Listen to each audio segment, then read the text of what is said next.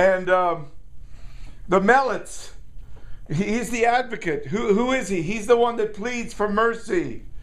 The word paraklita is found in the Talmud. The metavech. We're talking about this word is found in the book of Job. It's a word. It says there is Elohim Echad, one God, and Echad HaMetavech, one mediator. Mem Tav Vav Vav final Haf. One mediator between Hashem and the Bnei Adam. And this one is not the Metavech. He's not the tzaddik. He's not the mediator. He's not the divine man. He's not the Metavech. And his shuluchi, I should say his shuluchi sheker, his false emissaries are deceitful po'alim, masquerading as shuluchim of Mashiach. They're not true shuluchim of Mashiach. And so we're talking about being an anti-missionary. Yes, we are anti-missionaries. You say, what a fraud. You're not an anti-missionary. You are a missionary, friend. I am a mavaser. Now, what is a mavaser? He's someone who preaches the good news. There is no good news and there's no peace until the Ben David is pierced and hanging on the tree. You say, where in the world do you get that? Well, I get it right here in this book. 2 Samuel chapter 18, verse 14.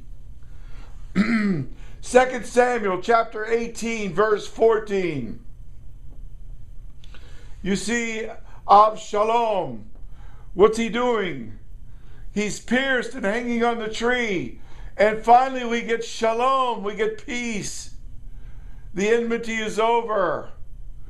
The rebellion is over. The war is over. The Mevaser comes to herald the Besorah Tovah, the good news of victory. It says, Musar Shalomenu Alav, that the punishment that brought us peace was upon him. He died so that we might have peace. Where does it say that? It says it in Isaiah. Where in Isaiah? In chapter 53, verse 5, Musar Shalomenu Alav. If you're not preaching this, friend, you're a traitor leading people away from the Jewish religion. If you're saying they can have peace with a chicken, peace because you do the Schlagen Kippuris on Yom Kippur, Erev Yom Kippur, you're leading people away from the religion. Well, this chicken religion, this is not in this book, friend. You're making it up. You're leading people away from it. You're a missionary. You're a missionary with your chicken. We're not going that direction. You see, our religion is very old. It goes back before Rabbinic Judaism, because our religion is one of the sects of Judaism before the Hurban, before the destruction of the Beis Hamikdash. And the Mashiach is supposed to have an empty tomb. Look at this verse in Isaiah. It's so important for you to see this. What is it talking about? It's talking about having his days prolonged. Isaiah chapter 53.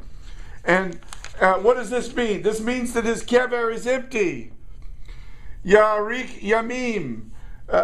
He will prolong his days. So he has an empty tomb. He will prolong his days. Yarik Yamim. If you're not preaching a Mashiach with an empty tomb, you're preaching another religion. You're a missionary. You're leading people to another religion. You're leading people to be a traitor against the true Jewish religion. This is the true Jewish religion.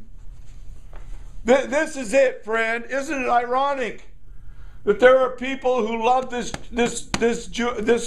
Hebrew Bible and they can actually read it, And there are other people who claim to be Jews. They can't read it. They're not interested in reading it. They don't read it. They don't want to read it. And actually, they're fighting it. Verse 9 speaks of his kever. I'm talking about Isaiah 53. Verse 10 tells us that he will prolong his days after he makes an Asham guilt offering with his nefesh. So, you see, it is the blood that makes atonement for the soul. When I see the blood, I will pass over you. Without the shedding of blood, there's no remission of sins. So you see, friend, this is our religion. Leviticus 17:11. If you have a bloodless form of Judaism, it's not real Judaism. I'm sorry. And Psalm 16 says there can be no shachat. Did you hear that? No shachat. The Mashiach can't be over at Old Montefiore Cemetery moldering in the grave. And if you're preaching a Mashiach like that, you are a shilachei sheker. And you're a fraud, and you're leading people astray. And you're not really leading them into Judaism. You're leading them away from Judaism. This is Judaism, friend. This is Judaism. Now, when there is enmity in a marriage, there has to be a mediator. And Gomer and Hosea, with their marriage, they had estrangement, they had alienation, they required a mediator. And that is what Job is longing for in the book of Job, chapter 9, verse 33. He wants an arbitrator. He wants a mohiach between him and God. You have to look at Job chapter 9, verse 33.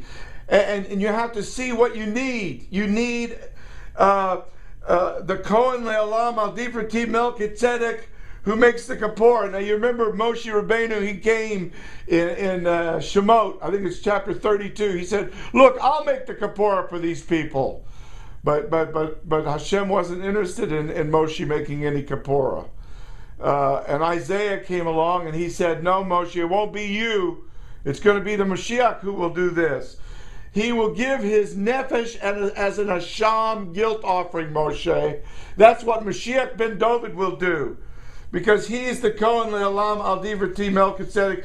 He's the only one who can make the Kappora. He's the one that can make the... You say, we keep these mitzvahs. No, you don't. There's one mitzvah you don't keep, friend. That's Isaiah 53. Only the Mashiach can keep that mitzvah. And he keeps it for you. That's what he does for you.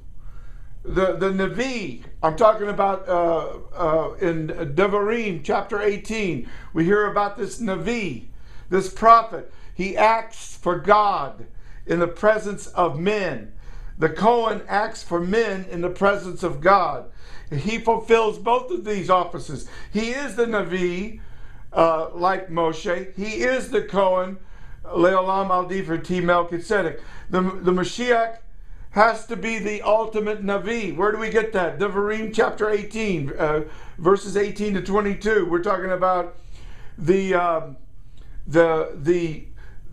book of Deuteronomy in the Torah. And friend, this is not the Navi. This is not the Navi of Devarim chapter 18. So, we're talking about being an anti-missionary. Yes, we are. We are anti-missionaries. We are anti or against people claiming to be shulachim of Mashiach who are not shulachim of Mashiach, who are rather guilty of fraud and identity theft.